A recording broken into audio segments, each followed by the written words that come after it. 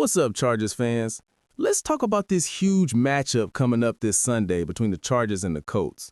Look, a lot of people would say this isn't a rivalry, but man, there's been some big games played between these two teams, important games. And if you're a diehard Charger fan like me, you remember they've ended our season before. We've ended their season too. It goes back and forth. You guys remember after the Chargers went to the Super Bowl and got embarrassed by the 49ers? The next year, we were trying to put a run together, and it was Jim Harbaugh and the Colts who came to San Diego and ended our season. At the same time, we've ended the Colts seasons in years when they thought they were going to make a run with Peyton Manning, Reggie Wayne, Marvin Harrison, all those guys. So there's definitely a good history between them. And you know what? When this game came out on schedule, nobody made a big deal about it. I thought the Colts would be one of the worst teams in their division. But right now, they're arguably the best team in the AFC. And this game became way more important because this could have major playoff implications. Whoever wins this game could be the team that eventually ends up hosting the AFC playoffs for the rest of the way. This is a big, big game. The Chargers aren't getting love in the national media, just like we've expected our entire time as Charger fans. Many people have us as the third best team in the AFC West. I don't feel that way at all. This is going to be a great game between us and the Indianapolis Colts, who have overachieved so far with what might be the best coach in the NFL, not named Andy Reid. That's how good Shane Steichen is. He brings a whole other development to that team on both sides of the ball. They don't take any plays off. They're very, very good. But this is also a team that's extremely beatable. Both teams need this game to be in the we are serious category. If the Colts beat us, they're noticed as, all right, we're a serious team. We're contenders in this conference. If we win, it's okay. We knocked out the current top dog in the AFC. We're the playoff team. Jim Harbaugh is riding the ship. This has serious playoff implications. This could be an early, way too early battle for the 1 seed in the AFC. Every week matters in the NFL. The Chargers had a couple of games that weren't impressive, even a game against the Dolphins. But win is a win.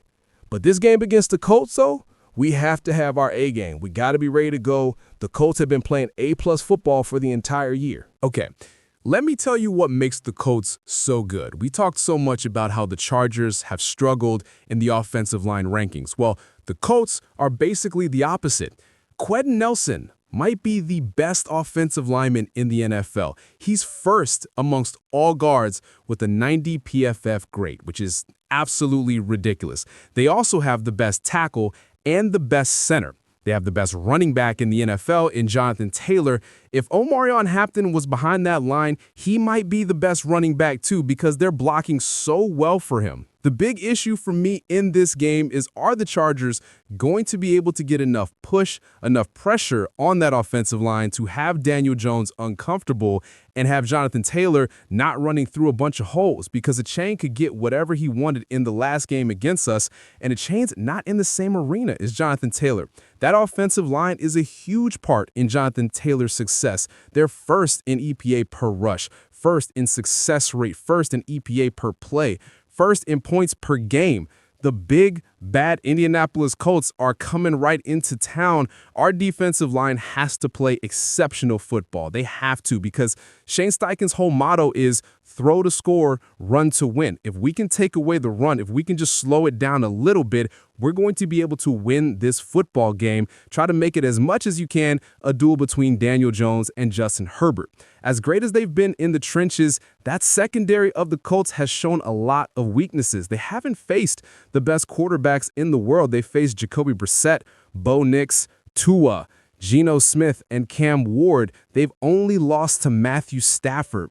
We all know what our weaknesses are. Every team that faces us knows what our weakness is. So what are we going to do offensively? I think we're going to see a game plan where it's going to be a lot of quick passes. Get the ball out of Justin's hand as fast as possible. We showed against the Dolphins that our running game isn't completely decimated. We got more than 100 yards. It's something you have to respect. We're not afraid to run the ball, even with running back number 3. We're not going to abandon the run. And guys, we need lad McConkey to step up, seriously. He only has 2 touchdowns this far into the season. The play he made with Justin Herbert to put us in position to hit the game-winning field goal in the last game is exactly what we want Lad for. We all want to see Lad be better than what he was a year ago, which was outstanding. He's wide receiver 1. I really hope we see Quentin Johnston more involved too. I expect Keenan Allen to be someone we can depend on, but honestly, moving forward, I think we're going to see a lot more work for Oronde Gadsden. We've waited years for the Chargers to have another tight end threat, and this might be the guy. You have to respect what we do from the tight end position. We love what we've seen out of Gadsden when he's on the field. He was very good last week, probably his best game as a Charger despite the fumble.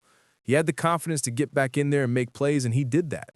The big question for me is Quentin Johnston. What kind of opportunity does he get when he comes back? The Chargers' biggest weakness right now is that can we get the ball into the end zone? We have a great kicker in Cameron Dicker, and we love him, but we're not going to win this game against the Colts with 3 points at a time. The 3 needs to turn into 7 against one of the best teams in the AFC. Now let me talk about something that's got me fired up. Zaire Franklin, the Colts linebacker, made some comments about Justin Herbert. He said he doesn't view Herbert as a top 5 quarterback and would rather play with Baker Mayfield. His reasoning was that Mayfield is a tougher player and has better leadership skills. Hell of a comment to make. I hope Harbaugh has that stapled everywhere. If I'm him, when Herbert comes in on Wednesday, I'm having that right on his locker going, hey, I don't know if you saw this, but this is what this linebacker on the Colts said. I target him about every time I can, and we're going to make sure he knows you're one of the best quarterbacks in the league. I never understood why anybody would run their mouth from a defensive standpoint, especially when you're talking about a veteran player. When you talk about veterans and you don't even have the ball in your hand, but you're going to challenge the guy who has the ball in his hand, you're playing with fire. It's ridiculous. Herbert's never cussed, but man, he's competitive as hell. Okay, now I will wind up this video with a couple of good news. Joe Alt is back at practice today. Look at how he's moving. For a guy that has a high ankle sprain, he looks fantastic. Khalil Mack's 21-day practice window opened up as well. Huge news for the Chargers. Can't wait to have those 2 guys back.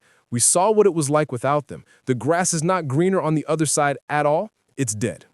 Bradley Bozeman's banged up, and Andre James got first-team center reps. Right now, we're graded out as the worst in the NFL at the center position. It can't get worse. That's how I see it.